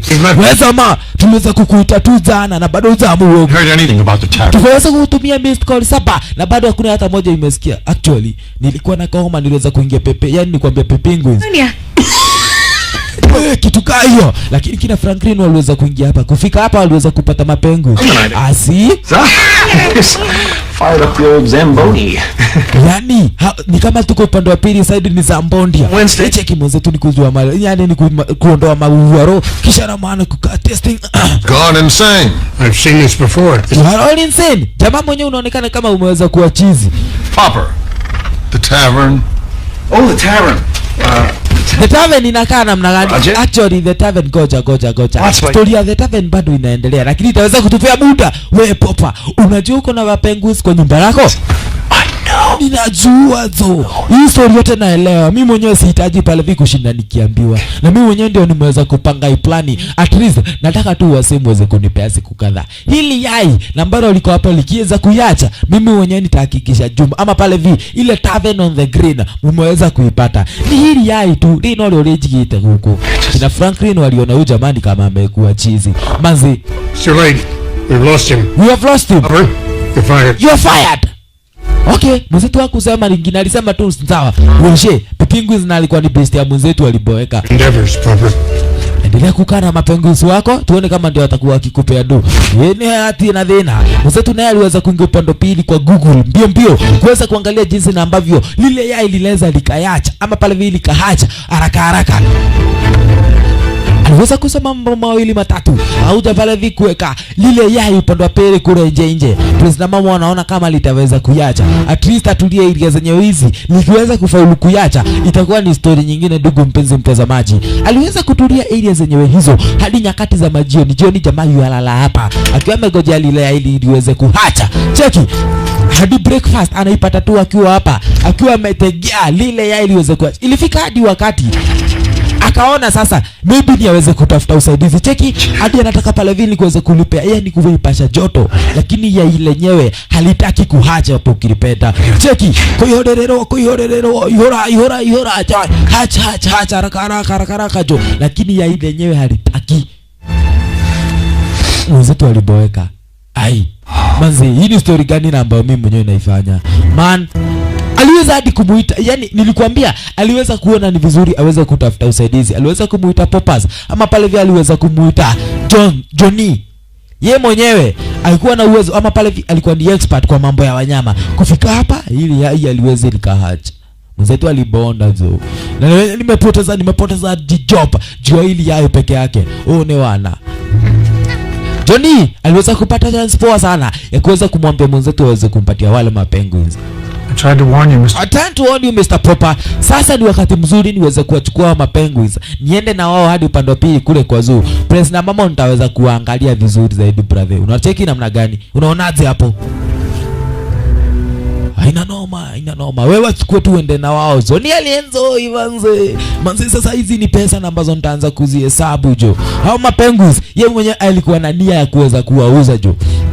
Mwenzetu alianza pale vini kufunga milango hapa kwa sababu sasa hawa mapenguins wameweza kumchosha jo. Ameweza kusacrifice kila kitu kuwahusu, lakini wao wenyewe wameweza kumwaste. Siku namba iliweza kufuata upande wa pili kina Franklin walikuwa wameweza kumtafuta Kenodia. Kenodia naye yasema namna gani mchongo namba unakuwa upande wa pili hapa unaweza kuwa na pate na mchongo wa Liberty. Kafra uliweza kusikia Mr. Poppers. Wasema niangalia namna gani nini kama umeweza kuona zombie. Mimi mwenyewe manze nasema ngani na zote huwa nafanya. Hakikisha ile mystical ama zile simu zote ambazo zimeweza kupigiwa umeniambia ni nani na nani. Hakikisha na maana hapa ni place poa yake Mr. Mia kuweza kuangalia mtaa wapi. Mimi nafanya hapa nimeamua kuweza kuwarudisha wera. Umeamua kuturudisha wera na sisi wenyewe ndio tuliweza kukufuta job. We bring up to speed. I've been playing hardball with Van Gundy. Told her $100 million. Suggested to make her life. Ni mwote kuikara weka huko. Pipi, Penguins. Aliweza kufika hapa, akaweza kupata pale hivi mwenzetu ashafika inadi. Excuse us. Mnaweza mkatu excuse. Mwenzetu kabirini ameweza kuchoma gai. Papa amerudi. Wazewera ni wasokerelia Jesse. Pala pili majioni. Watoto walikuja kama kawa venye ambavyo wameweza kuzoea kukuja kwa Buddha. Kafra, kabla pale vya mjaingia huko, kuna kitu moja na ambacho nafaa niwaambie. Nimeweza kubadilisha kila kitu. Wacha pale vya watoto waweze kuingia hapa. Wako wapi mapenguins? Where are the penguins?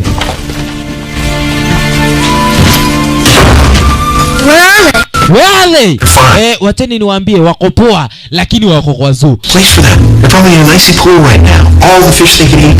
Full-time penguin. Place na kama hataweza kukosa chakula, hawataweza kukosa kila kitu. Unaweza kuwatuma kwa cage?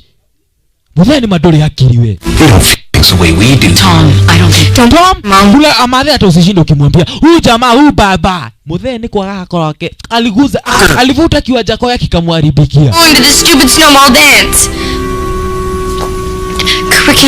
Imagine baba, kuna kitu moja na ambacho unafaa ujue. Nimeweza kukataliwa na John T. Alikuwa amenita niende na yeye dansi, lakini sasa ameniruka juu. Mwanzo kuna dem fulani na ambaye yuko kwa jina Becky na ambaye ameonekana ni mrembo kuniliko. Na todo inaona wacha tuende kwa room yetu. How about feel something? Yeye yake iwe sawa. I feel great. Mimi nafurahi sana hao mapengo hizo wameniondokea. Ndio nalikiwa tuliachana na wewe hiyo ujinga. Unakuwa na ujinga mingi na ambayo hata haina bia, haina barabara, dei na fara. So wake up. Amanda amuka, nilikuwa uliniona nikiwa nimelalia yani nimelalia lile yai liliweze kuhatch. Mimi mwenyewe nilikuwa nimelala, sasa nimeamuka unayokira. And by the way, nimeenda na ukweli wa mambo Nikki ameweza kuexpand ama pale hivi ameweza yani kufanya ile vacation yetu ambayo tuko tunaenda upande wa pili Ghana ikuwa ya miezi 6. Haiko ilikuwa ya wiki 3, sasa ameongezea ikakuwa ya wiki 6. Uko sawa? Ede sawa. Na pale hivi yani kairetu akaweza kuchomoka. Mwenzetu alibaki hapa hivi akiwa amejam sana. Baadaye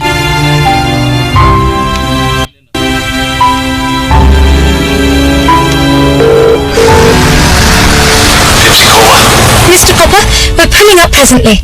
Okay.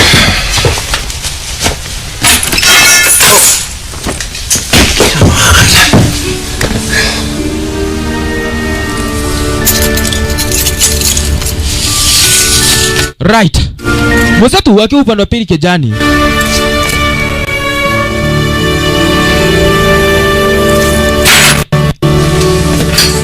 akiwa ametulia upande wa pili Makejani aliweza kupatana ama pale hivi kuliona lile barua na ambayo nilikuwa nimekuja na ile souvenir ya kwanza kabisa na kuweza kuicheki aliweza kupata ni barua na ambayo ilikuwa ni ya budake na yenyewe pale hivi ilikuwa ni simple sana. Ilikuwa inasema namna gani kuna kitu na ambacho budake aliweza kukipata wale mapenguins na ukweli wa mambo wale mapenguins wakiweza kukupenda hawezi wakatoka kwa njia yako, watakuwa wanakufuata kila mahali na ambapo unaenda. Kwa hivyo kama kuna kitu moja na ambacho unaweza kufanya kijanangu ni uweze kuhakikisha umependana na watoto wako ama uweza kuwatafutia chenye na ambacho kitaweza kuwa bamba zaidi, na ukipata chenye na ambacho kitaweza kuwafurahisha hakikisha hautakipoteza. Mzito alisikia kama hivi ameweza kuguzwa mwanzo wale namba yani wale watoto wake walikuwa na bambo la kitu moja tu wale mapenguins. Asante sana. Hivi sasa wanaelekea kwa ule mkutano wake Mrs. Harris. Watoto wanasema hapana hatuendi kwa hiyo mkutano. Mzito aliweza kuingia akamwambia namna gani? Hatuendi kwa mkutano wa Mrs. Harris. Toto radiko. What? We are getting our penguins back. Wabe wanze buda umeanza kuongea ufu. Yani umeweza kuongea ukweli. Mrs. Harris naye akiwa upande wa pili kwa ile hoteli yake jikana kwa The Greens. Yet kama kawa yani amezoea mwenzetu kazi yake ni kuweza kuchelewa. Who? Cooper freaking Keegan. But Dad. Sweetie, you gotta put your heart there. And it might get broken, but that's how you know you have one. Wow, wasikia namna gani? Mwenzetu sasa yu amwambia karetu wake aweze kumpigia yule jamaa kwa jia Jonte. Aweze kumwambia kwamba wanafaa warudiane. Lakini karetu walimwambia pana hampendi Jonte, lakini wewe kuna mtu unafaa upigie simu. Mom. Oh, pigia mom. Na umwambie pale via aache kwenda hiyo safari na ambayo yuenda ati ya miezi 6. Mwenzetu aliona ina noma. Wacha hata mimi basi niweze kumpigia Tristan niweze kujua cheki na umana. Niweza kukoroga mtambo leo yompigia bibi ya Amanda. Amanda naye alikuwa upande wa pili flyover akielekea upande wa pili Jomo Kenyatta airport. Siweza kuona simu ya binti yake. Nikiamwambia tu dada, unataka nini binti yangu? Hapana, sio binti yako, ni mimi Amanda. Na kuna kitu moja na ambacho nafaa nikuambie. Nasikia kwamba wewe mwenyewe unataka kwenda. Yaani uliniambia unataka kwenda upande wa pili side ni Ghana kwa mkutano ama pale viko vacation. Mkiwa na huyo mjinga kwa jia Nikki. Tafadhali, haufai kwenda mwanzo huo mkutano ama pale hiyo vacation itaweza kugeuka ikuwe friendship mara nisikie mmeweza kuona na Nikki na mimi mwenyewe na kuweza kukuhitaji na kuomba tu uweze kurudi manyumbani. Wewe ni bibi yangu na nakupenda zaidi. Hadi watoto wanasikia manzi buda anaweza rusha vibes. Ajale keshi ndio leo wika. Wazi wacha tusikie. This time, Papa. Okay, unataka kunipeleka date wapi? I need to tear down. No. Actually, hakuna mahali, hakuna hoteli na kupeleka kwa date. Sisi wenyewe na watoto tunaenda upande wa pili kwa zoo kuwaendea mapenguins. Hebu ndio kuthigane wika. Ngoja. Nikki.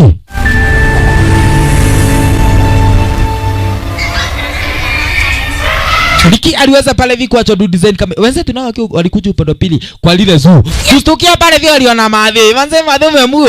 Yaani kinyati na dhina. Mwetu na ni oka. Lazima pale hiyo date tuweze kuenda kama mbaya. Haina noma basi tuende tukiendanga. Sasa wameweza kujia wale mapenguins. Waliweza kuelezea place na ambamo wataweza kupata mapenguins. Lakini wale mapenguins waliweza kupata hapa ni wengine hata hizi ni penguins sio wetu.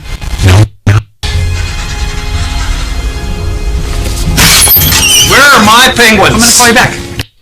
Aliweza kumkujia mjinga hapa. Where are my penguins? Penguins wangu wako wapi? Why aren't they out there? Because Bona siwaoni huko nje kwa sababu hao ni wanyama na ni already nishawauza. a Komodo dragon or a Bengal tiger.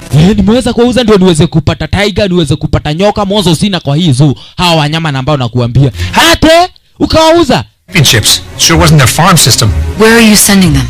Unawatuma wapi? Ama pale hivi unawatuma wapi? Wabili tunawatuma Switzerland, wengine tunawatuma India, wengine tunawatuma Mumbai, ama pale hivi tunawatuma Dubai, na wengine tutawatuma upande wa pili side ni Paris. What about the American eagle? Is that just a bird? Ni bird? Unasema pale hivi mapenguins ni manyuni tu. Ishi inaona nyoni. Hata hiyo ni nyoni banze. Can they just see them? My family is torn. Unaweza pale hivi waruhusu watoto wangu waweze kuona wale wanyama at least mara moja ya mwisho. Haki ya nani buda manzetu waruhusu pale vitu waweze kuona mapenguins. Alisiwezi nikawaruhusu muweze kuona wale mapenguins. Neki, unaona kama wana Neki? Sure. Look, Pomper, I couldn't even if I wanted to. Kama ningetaka kuonyesha, waonane ningeweza kuonyesha, lakini washaenda. Lakini waliweza kulia manze louder kama waliweza kuitana manze buda tuko area zenyewe hizi. Wote wakaweza kufunguliwa plus watoto shokai. Good job. Uweza kufanya poa. Kujinga naye aliweza kuingia upande wa pili kwa ile cage ama kwa ile fridge. Waweza kuchukua samaki wawili. Wazee mnafahamu waweza kumwokutu hivi. Kujani mrudi kwa cage yenu. Sasa aliona hapana. Not this time. Akaweza kumfungia mjinga upande wa pili. Anawahi huroni kahe ho. Kisha na maana akaweza kuchomoka kufika hapa. Wakaweza pale hivi kupata mabarakoa. Na lazima waweze kupata kuchomoka na plan moja muenda. Wazi. Waliweza kuvalia wote mabarakoa. Mjinga nani wakati anakuja kufunguliwa upande wa pili. Moto ku so long. Nini imefanya ukuje upole pole hivyo? Hawa sio wanakaa namna gani? Hawa wasi ni wenye wamechukua penguin. Wote wanane na mododo yake. Mnaniuliza endeni mkawatafute mbio. Mzito nao ni upande wa pili. Sasa wametomoka na plani moja muenda. Cheki, mzito ameinamisha kitambulisho. Kisha na maana anasema namna gani? Hawa nyuni wako na corona manze. Mnafahamu waweza kuondoka mbio. Cheki wase venye wanachomoka area zenyewe hizi. Wadhio hao. Kwenda pale viko choma. Hapana tukeregaka. Hapa pale viko na noma. Sasa kaona vizuri ni waweze kurudi kwa gift shop. Ya nyama. Na pale viko wameweza kurudi nao wakiwa ni wote kiujumla. Asante sana. Cheki wale mapenguins. Hapa pale vile walikuja ile hizi. Captain aliweza kushikwa na kikamba fulani hapa. Akaanza pale vile kujibingirisha nacho at least ni aweze kujitoa. Lakini asiwe na habari. Kuna jera hapa juu ataka. Waya aliweza kuongwa chini. Lakini aliweza kupata kiburungo fulani ambacho kiliweza kujifungililia upande wa pili kwa ngongo. Kisha na maana cheki guardians atuniweze kumfika kumshika captain. Lakini captain ni nani? Yojua pale hivi machenga. Ukaimani kwa mwe inafuata nani? Kaingia kwa elevator na nikajifunga. Ai. Tupina yao upande wa pili, penguins. Aliweza kupigiwa mtambo na mwenzetu akamwambia namna gani distract hawa jifanye pale hivi kuna perturbance fulani. Ni hilo sisi wenyewe tuweze kupita. Okay, Kereta kaona namna gani kama kawa huyu ni mdosi wake. Kufika hapa namna gani? Akaanza kujakusha na hii. Kemeta. Hey, Smith. Nice and neat formation. Okay. Stay in formation. Deni msipotee kwa njia. Haraka. Imagine pale hivi nimesikia tu kitu kimeningia upande wa pili kwa kwa mwili wangu nikaanza pale hivi kuanguka area zenye hizi. Mzee wana dinga liko pale lakini Jonte yenyewe ndio huyu mani Johnny. Chicho France pio. Kwanza kuchomoka kaida tunaenda mbio pia. Pipi. Suga brako. Yote bodo kenyita. Akisha na maana hiki kimkonjo chako na ambacho unatusumbua nacho. So Pomper. Are you forgetting something? Kuna chenye ambacho mimi naweza nikasahau. Lakini Amanda alimwambia na nani? Kuna mmoja na ambaye yuko hapa. Nani yuko hapa? Kai yao bwatari ho. Kumbe akopanda pili kule rooftop. Tena mezurua nikiurego dha. Mbona unajipiga jamaa? Mbona unajitwanga hoya? Hey, say what? Jifungililia hapo, kaa hapo. Fala manga. Ironic. Na mimi mwenyewe nimeweza kutomoka. Nimeweza kwenda nikiendaga. Sasa wenzetu wameamua na gani kuna mkutano mmoja na wao wamebakisha. Wake Mrs. Harris. Lazima wahakikisha wamepata wameweza kupata ile hotel. Mtitore hao huo. Mtika sasa na aweze kufunguliwa. Sasa pale vipi kupatana na Kemata. Hega skuta kaka kweka. Lazima pale vipi niweze kufuata wajinga. Mwanzo upande wa pili the Greens wenzetu waliweza kufika mbio. Leo sasa lazima waweze kuingia ile zenyewe hizi. At least waweze kuona kama wataweza kupata ile hoteli. Mrs. Harris na yeye anasema hataweza kupeana ile hoteli. And that's why I'm here to announce inaitwa slow motion. Don't do it. Don't do it. Wasemjaiona mtie muona modo slow motion mtitigana. Manze inaitwa slow motion. You can't sell this place. You can't sell this place. This place iko na future ama pale viki iko na historia ya wase wengi zaidi na Kimata. Hiki pale viki na furugo wale wana yana wiro yule wataweza kufutwa job. nilikuwa nakuja hapa na budangu kwa kale kameza na ambako nilikuwa nakataa kwenda ndani yake. Juzi tena nikakuja na bibi yangu. Tena nikakuja na wewe hapa. Alafu unataka pale hivi kuweza kuuza? Hapana, haufai kuuza. At least wacha ikue, yani kazi yenyewe ni ya wasi kama yani ya wase wenye tunajua. Nani no hakuna dread. I'm not selling it. You're not selling it? Ndio mimi siuzi. Well, we got dressed up. Hiyo ni kitu poa. Kumbe mjinga kwa jina Jones aliweza kufika hapa. Jones, New York Zoo. Jones, New York Zoo. Na nimekuja hapa kuweza kumshika huyu jamaa kwa jina Mr. Poppers. Mwanzo jamaa mwenyewe ameweza kuwaiba mapenguins. Hata penguins. Sasa tulifanyaje mapenguins? Kumbe mapenguins waliweza kuletwa na pipi. Ni orauga. Ni mabeste zangu. Watu could stay in the car. Hapana, wamezusha. Wakasema lazima wakuja waone mdosi wao. Creatures locked away in his apartment. Huyo jamaa ameweza kuwafungilia wanyama kwa apartment yake. Na hiyo pale vini against the nature. Acha, ni ya ndio muonete. Ni kuna wakati niliona hawa mapenguins wa kuweza kumfuata mbio mbio. Yeye mwenyewe hakuna chochote na ambacho huo yuwaambia. No gain. Yes. The kind no amount of money can buy. Oh, for Pete's sake. Mr. Popper and his equally crazy family believe that these penguins love him. They are Mr. Poppers, ama Mr. Popper. Na yani na hii familia yake wase wajinga wanadhani hawa yani mapenguins wanawapenda. Lakini hawa mapenguins wanapenda samaki. Mwenzetu walimwambia toa. Akona samaki. Horai. Tulieni mimi mbuyu. Najua chenye mimi na yani chenye mimi mwenyewe nafanya. Mapenguins kuona samaki kama kawa huwa wanakimbilia ile samaki mbio. Cheki hiyo ye pipi na yeye ametulia. Wewe jeshi nina huko. Ni buda ama ni samaki? Oya kama kukula ni kukula. Tuende tukadishi lakini captain. That's right. That's right. Kujeni lakini captain anaona namna gani? Manze yule ni buda boss. Nina huko. Pio! Kaenda mwenzetu. Manze tumeshinda hiyo game. Hiyo game tumeshinda manze. Muraia ukaanza kupiga makofi. That doesn't prove anything. Hawa sewa kamato. Kwa sababu ya nini? Tushikwa kwa sababu mapenguins wametukubali. Hiyo ni ufala namba uko nao brother. Mapenguins ni wangu. Mapenguins ni makofi. Mapenguins ni wangu manze. Ona ne dues no de tuwe samido kweka. mind. He's breaking the law. Ujamana break law. Na nitaweza species hakuna law naona akiharibu. Mimi mwenyewe nitaweza kukol karao. Nitaweza hadi kukormea. Hapana, Misari zakasema hapana, wacha mimi mwenyewe nikukolia huyo Mia. Michael? Mr. Mia, kuna jamaa fulani na ambaye unisumbua hapa. Wewe ukaenda ukakuja mabusu. Wewe ukuja ukakula ugali bila nyeni. Yobio pale hivi mjinga aliweza kunyako. Mwanzo aliweza kugundua huyu jamaa alikuwa na upuzi namba alikuwa yofanya. Pipi na yeye aliweza kufuata boy fulani manze. Mimi naitwa Pipi. Mimi naitwa Eriko. Kama kawa. Mimi pale vini best ya saba. Okay, haina noma. Tunawako na namna gani? Hapa tumeweza kubahatika na mapenguins. Hii ina maana kuna story na ambayo Miss Harris alikuwa amebakisha hapa. Congratulations. Kwa nini? Fern is yours. Hii park ni yako. Ate? Kare huo. Never forget a name. Singeweza kusahau yule kijana na ambaye alikuwa nawe kuja alaka pale wakiwa na budake. Ukaamua ikana dhogu hali yako ekeheo. Na wewe mwenyewe ndio nimeona tu potential wa kuweza kushika hili jumba. When we break ground on the new building. Unataka tuanze kuunda hili majumba siku gani hapa? Hakuna nyumba tunaunda. Nyumba ama pale hii estate ni yangu. Nyinyi Mr. Franklin na Kabade muweze kwenda mkiendaka. Na baadaye baada ya wiki place yenyewe iliweza kufanywa yani renovation nyingine muenda. Sasa mwenzetu na yeye aliweza kukama hapa Tavern on the Green. Na ndio ilikuwa ijujuika yani ile estate ilikuwa inajikada design kama ile ukilipenda. Cheki pipi manze ameweza kujinyakia Eriko manze. Motirio. Pati! Manze pale vya namna gani? Mrs. Harris na anaona namna gani? Imeweza kungukia mtu wenyewe. Mr. Franklin mani mweshajo.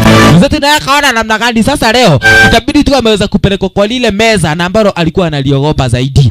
Ile meza na ambalo alikuwa anakuja na budake. Bani kudhakara. Wote wakaanza kujichupu pande wa pili kule juu ya viti. Thank you. Buda, asante sana kwa hii story yote manzo umeweza kufanya juu yetu. I'm just a mastermind. So, actually, kuna kitu na ambacho imeweza kunifanya niwalete hapa. Mwanzo kuna story ambayo nataka kuambia. We're on a trip. Very far away. Kuna trip na ambayo nataka kuwapeleka, yani kwenda. Na yenyewe iko mbali zaidi. Na ninaona kama nitakaa kwa miezi kadhaa. Na ninataka mkuje na mimi. What? Wacha tutakuwa mbuda. Madhina kasa mama gani? Wapi place yenye iko na joto? No akora turathi kodo gwela rugari. Tunaenda kwa Njeve. Njeve na sio mchezo. Chiki place number moja uweza kujipata. Sasa wameamua ni story moja tu. Kuweza kuwaleta wale mapenguins kwa familia zao. Mwanzo hata wale mapenguins wanafaa familia. Cheki. Mapenguins wako wamefuatana manze. Captain akiwa ameongoza. Tunani tukienda ngoma nzendo ile mbogi yetu. Mwenzetu sasa ameweza kuamulia mapenguins. Kuna wakati na ambapo wataweza kuteseka tena. Mweza kufika upande wa pili side ni Atlantis. Ukiripenda. Wow. Cheki mapenguins wasifu tiare para jeshi. Tumeona pale viwa kina shosho na kina gukaida zenye hizi. Ina. Cheki pale vi captain, cheki captain. Tumeenda pale vi kwa raki wenzake. Cheki. Sasa. Kina sawa manze. Ewa sawa mwako. Lorete. Ni sawa lakini captain aliweza kudham. Yaani aliweza kujitoa. Akaenda upande wa pili kule Lutikano na akaweza kusimama. Ushika yetu ndiye aliweza kuona hapana. Mudhe. Captain hataki kukaa hapa. Captain anaonekana amejam na area hizi. Sitoriona hakuna noma manzi. Wacha Balzeni aweze kuongea na huyu captain. Testa aweze kujua nini ambacho kinaendelea. Captain, nini shida Tehera? Wow! Captain ameweza kutaka yai. Haya, tokuwa naenda wika huko rume na itubea kule kagia. Wow, unihega. Sasa tumeonekana vacation yetu itakuwa ikikuwa, yani itakuwa baada ya siku kadhaa tunakuwa. Baada ya siku zingine kadhaa tunamwok tu hivi. Ni huo gadudha kakoni kariubukaga. Kitu kaya buda, lazima tukue tukimoku kuva vacation. Kediga komere ni guoga tutugike, yani gaturike. Ikwenda ulimo ucio mwena huu. The coolest gift I ever got. See you soon, Captain. Kijana maana we. Mwedwa. Story totally turarikia. Unajua nisikia pale vipi mnapendana na Niki. Huyo Niki nilikuambia pale vipi nikeza patana na enta za mnyonga. Unasikia? Na ukinya tu edane, na ukinya tu shoke family ndio baba. Familia sasa imeweza kurudi fomu, imeweza kurudisha ikiwa ni yote yenyewe. Mwanzo kama penguins ndio wameweza kufanya mwenzetu. At least familia yake imeweza kumrudia. Nataka kuweza kuhustle sana. Imeweza tu kusaidiwa na mapenguins. Ndio pale vipi akaweza kuhakikisha familia yake imemkubali tena. Asante sana cheki. Wale mapenguins walikuwa ni wengi zaidi. Wote kina captain wameweza kusaidiwa na mwenzetu wakaweza kurudi kwa familia zao. Right. Ni Mr. Poppers wa Penguins Dungu mpenzi mtazamaji. Asanteni sana nyuma ya maika. Mimi ni Wenyura. DJ Dizo. I sit back with my brand new 'cause I hold them tight and flow like a hawk daily.